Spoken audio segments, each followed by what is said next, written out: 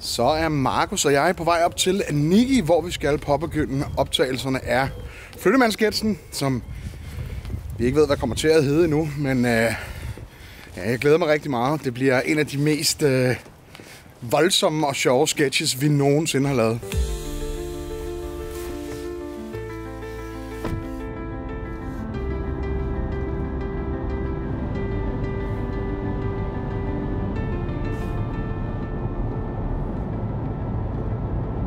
Hej, velkommen til rejsevlog del nummer 4. Nej.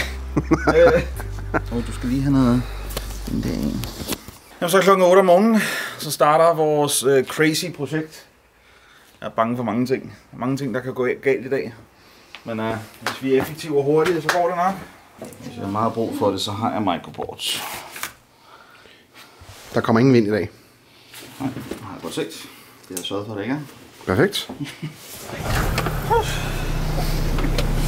Har du købt en varevogn? Ja. Går all in.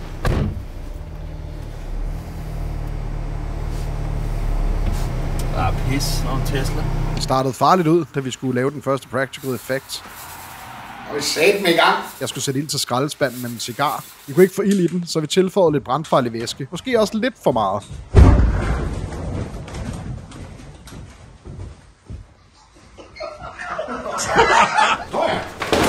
Vi skulle smadre en masse ting ovenpå, og der skulle smides en masse ting ud gennem vinduet.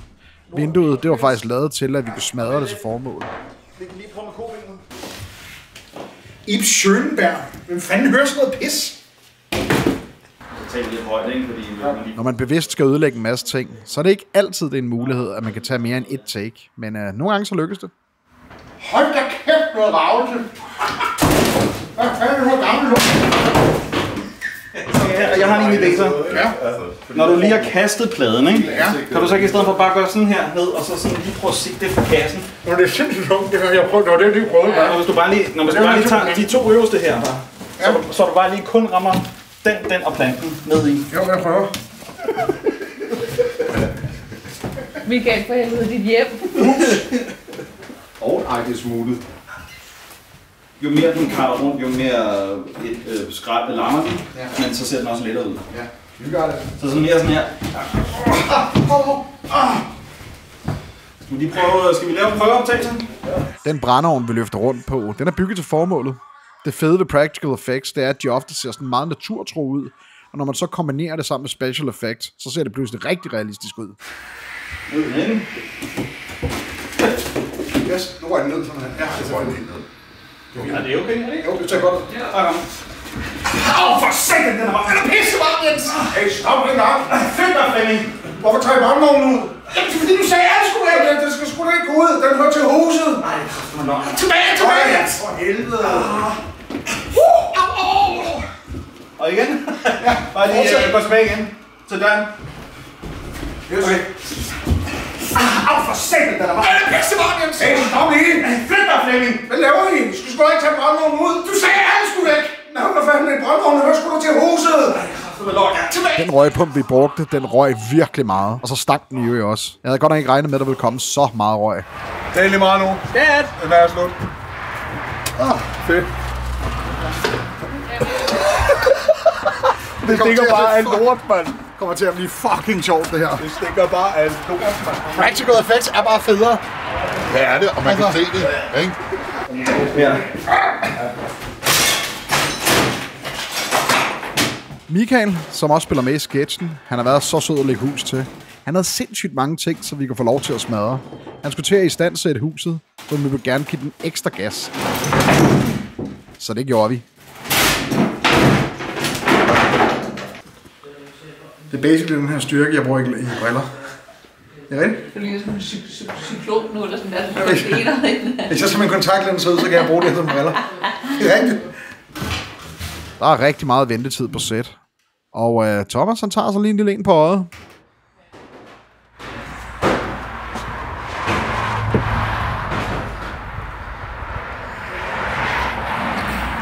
Godmorgen. Okay. Kan vi bare prøve at gøre sådan bange ind i vinduet, og så slippe den? Vi er her ved at planlægge, hvordan vi skal bære vaskemaskinen ud og smadre den ind i bilruden. Tungeste elementer i vaskemaskinen, de er taget ud, men den vejer stadig sådan lidt over 20 kilo. Jeg har kun én chance til at lave optagelsen, så vi skal være helt i synk med, hvad vi skal gøre.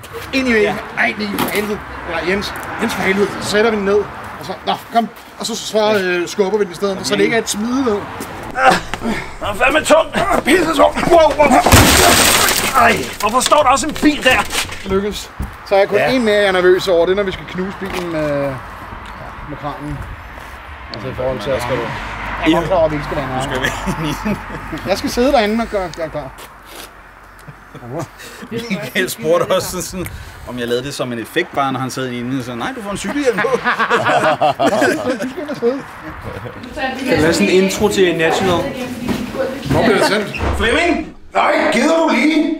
Det er bare fordi, hvis vi skal have den store sofa med, så er vi nødt til at skære hul i din væg. Nicky skal skære sofaen over med en motorsav, så situationen skal planlægges, da det kan blive virkelig farligt, hvis man ikke håndterer det ordentligt.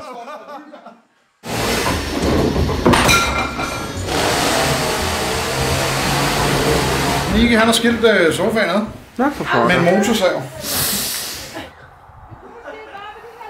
Jeg er træt. Sig mig engang, hvem helvede er det, man skal røvpule her for at få en croissant og en latte?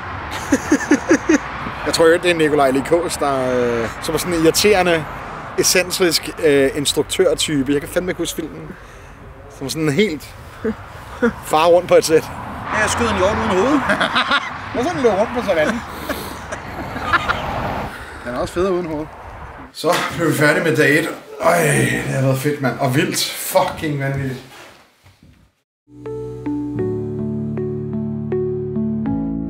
Så er dag 2 startet, og ja, vi er nærmest allerede bagud, før vi starter på dagen. Vi har en kran, der kommer kl.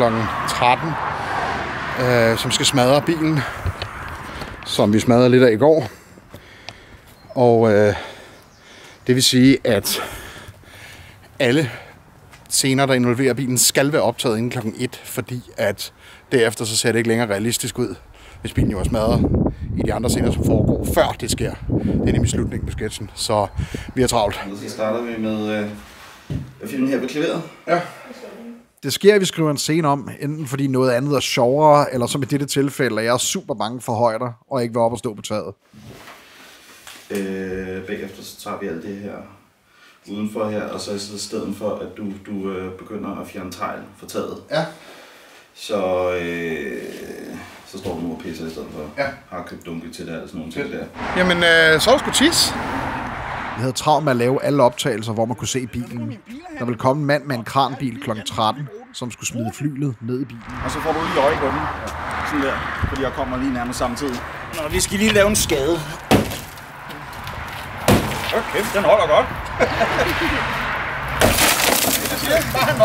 I sketchen har Nicky lige lånt bilen op på tanken, som selvfølgelig ud over at have fået en parkeringsbøde, også smadret. Så sådan en parkeringsskade må vi lige lave.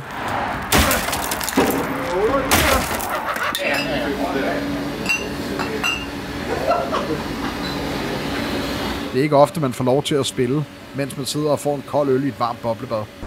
Vi holder frokostpause. Skål. Ja, skål.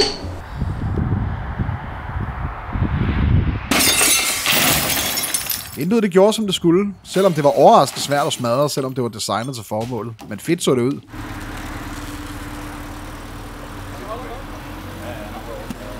Så er vores kran kommet, og det er tid til at rykke bilen længere væk fra huset, så vi kan hejse det store flyl op i luften og smadre det ned i bilen.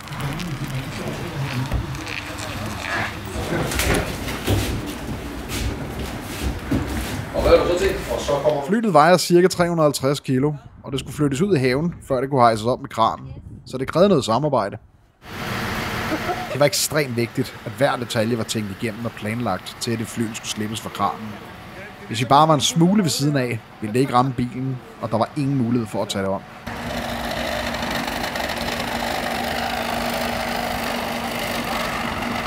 Mere til venstre! Ned her, siger du!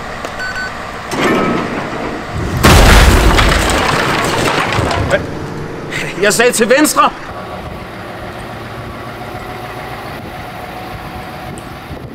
Som vi forhåbentlig har set i sketchen, så det super fedt ud, da det ramte bilen.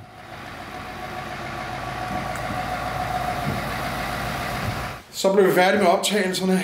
Dag 2 i forhold til alt det reportage, der skal laves og så videre. Vi mangler stadig at optage nogle synker, men det behøver vi ikke at lave her i huset. Det kan vi lave på en green screen efterfølgende.